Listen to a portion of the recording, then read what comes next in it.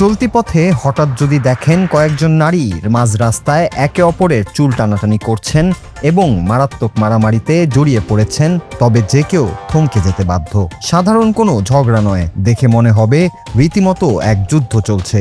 সম্প্রতি সামাজিক যোগাযোগ মাধ্যমে এমনই একটি মারামারির ভিডিও ব্যাপক ভাইরাল হয়েছে, যা দেখে নেটিজেনদের চোখ চড়ক গাছ। ব্যস্ত সড়কের ওপর নারীদের এই মারপিট দেখতে মুহূর্তেই জড়ো হয়ে যায় শত শত উৎসুক জনতা।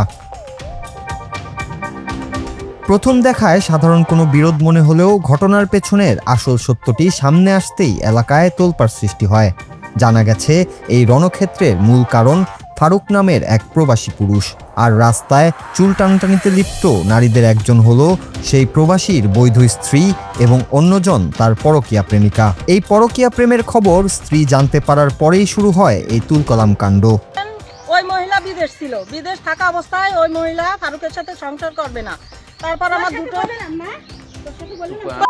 কাছে যায় জিজ্ঞাসা করে, আমি কথা বলি, তোরে জুতো দিয়ে বাড়বো। আমি তারে ডিভোর্স দিছি এই পর্যন্ত। সে আমারে তো আপনি এখন দাবি করতে পারেন না। সে তো আমারে ডিভোর্স দেয় না। কিসের ভিত্তিতে মহিলা ডিভোর্স দিলে কখনোই ডিভোর্স হয় না। সে স্বামী কয় আমারে নিয়েও থাকবে, তারে নিয়েও থাকবে। ভিডিওটিতে দেখা যায় দুই পক্ষই ক্ষোভে ফেটে পড়েছেন এবং একে অপরকে চরমভাবে আক্রমণ করছেন।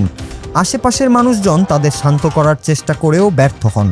কোনো এক পথচারী পুরো ঘটনাটি নিজের মুঠোফোনে ধারণ করেন এবং তা ইন্টারনেটে ছড়িয়ে দেন। সবচেয়ে নাটকীয় মোড় আসে তখন, যখন ওই দুই নারী একই পুরুষকে নিজের বর্তমান স্বামী বলে দাবি করতে থাকেন এবং কেউ কাউকে এক চুলো ছাড় দিতে রাজি হচ্ছিলেন না। আমার ছেলে বিয়ে করেছে, আমার এখন সুখের সংসার, ও এখন ওর জন্য আমার সুখের সংসার ও আমার ভেঙে ফেলছে। ঠিক আছে, এর জন্য আমি দর্শকের কাছে বিচার চাই।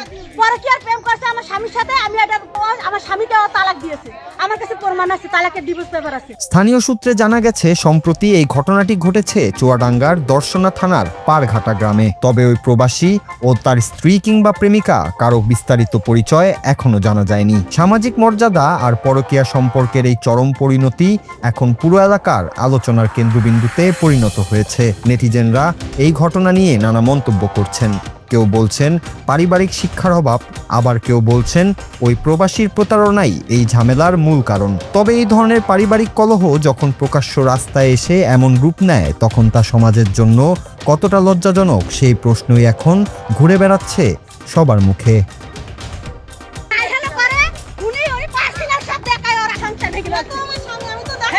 নূর Raju, Bangla TV news desk.